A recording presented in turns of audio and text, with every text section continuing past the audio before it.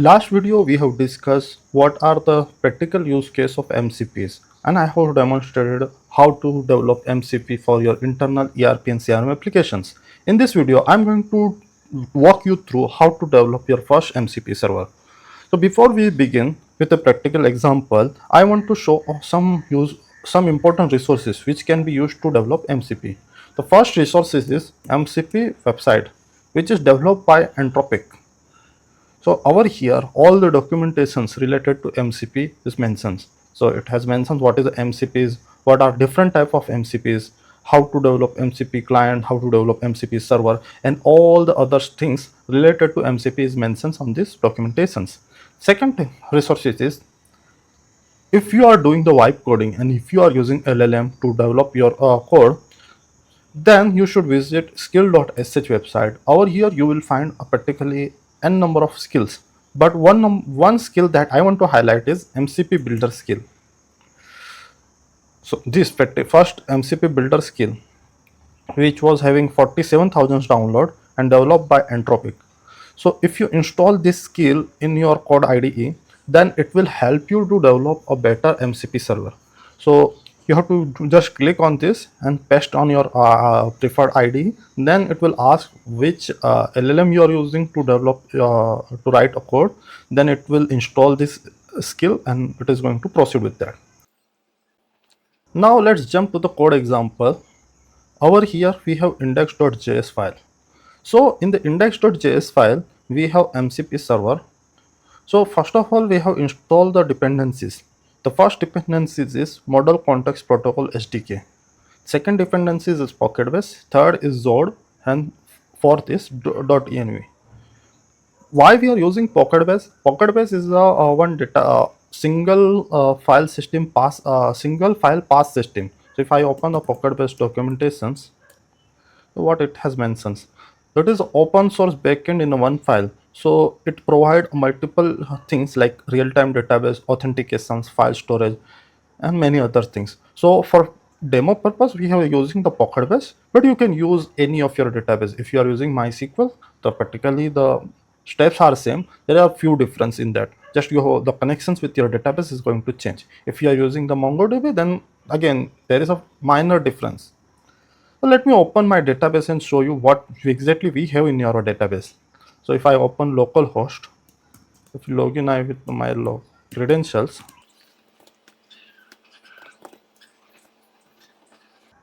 okay. So there is two table which is important for now. For now there is a project and task table is important. So in the project table we have list of projects, and in the task table we have list of tasks. Now how we can create this task and project with MCP? For that we have written some tools. So that tool I want to showcase. So over here we have Stdio transport layer. So there are two type of transport layer. First is HTTP transport layer and second is Stdio transport layer. So what are the difference between both? If you are developing some MCP which are local, which don't talk with internet, which stayed on your computer, then you have to use a Stdio transport. In this example I'm going to talk about Stdio, and later on example we are going to convert this Stdio into the HTTP. For now I want my MCP to be local and locally testable, locally usable. So for that I have used Stdio transport. After that we have tools. So over here we have tool definitions. So first tools we have is create task. So what create task does, so we have defined a title, descriptions, and input schema. So this input schema, if I go inside input schema, this is Zod schema. In the Zod schema we have defined what are the parameter it take. The task title z.string dot describe, this will be the task title, then task descriptions, then ETA. Then we have status, and which is enum, which will be pending and completed. So which we define a descriptions of each fields. So what LLM will understand, okay, what is the status and where what are the descriptions of this status. Now let's go to the other tools. Over here we have list tools. So for now we have only two tools, create task and list task. Now if I go inside this inside a PocketBase.ts, this is basic simple setup where I have connected my database.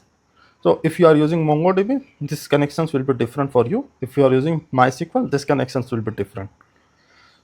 Over here in the task.ts, we have defined how to add those tasks. So whenever there is a create task tool handler is getting called from index.ts.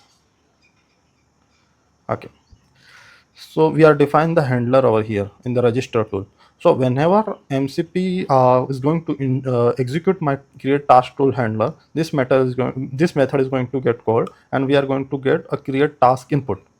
So over here we have hard coded one user's ID. For demo purpose, we are doing these things. On the later on video, we are going to make this user's ID to be dynamic, because we don't want every user's entry to be added by single users. This should become dynamic. Over here we have defined task title, task descriptions. Then we have defined pb record.task.create. That is going to create one task in my database. Same thing for a list task handler.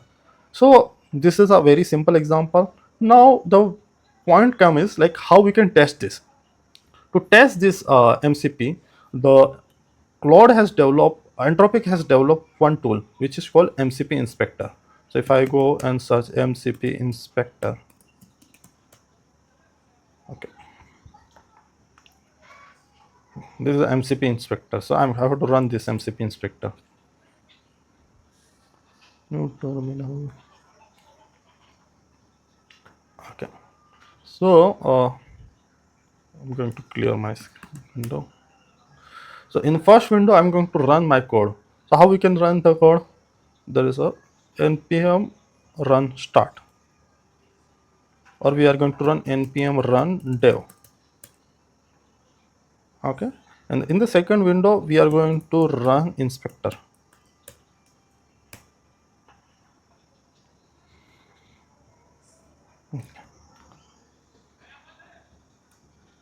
Okay, so it has run my inspector also, and my code is also running. Now if I come on over here, there is a two type of transport type. Studio. So we are using Studio for this example. So we are going to select a Studio. Then we are going to say connect.